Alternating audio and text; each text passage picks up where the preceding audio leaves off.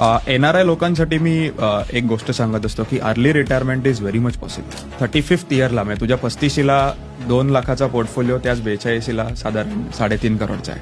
इथून 5 वर्षात जर 10-12 करोडचा येईल तेव्हा तू 46-47ला रिटायर होऊन इंडियात येऊन पीसफुली जगू शकतोस. हे शक्य आहे का जो आता चालू करतोय आणि 5-10 वर्षाचा व्ह्यू ठेवतोय? Correct, absolutely. मी माझा स्वतःचा एम ठेवलाय. जेव्हा म्हणजे मी आधी ज्यावेळेला गल्फमध्ये होतो तेव्हा असं काही मी ठेवलं नव्हतं की माझं पहिलं एम काय होतं की आपले जे लोन्स आहेत ते रिपे करायचे. आणि जनरली सगळेजण तेच करतात की पहिले तिथे पैसे जमलेत की लोन रिपे करतात. थोडा पिरियड गेल्यानंतर असं मला कळलं की आणि इन्व्हेस्टमेंट दिसायला लागलं तेव्हा असं कळलं की आपल्याला आता 60 वर्ष काम करायची गरज नाही आहे. आत्ताची जी स्टँडर्ड ऑफ लिव्हिंग आहे तीच जर आपल्या एक्स अमाऊंटला जर मेंटेन होत असेल तर मी अर्ली रिटायरमेंट घेऊ शकतो आणि ते ॲब्सोल्युटली पॉसिबल आहे.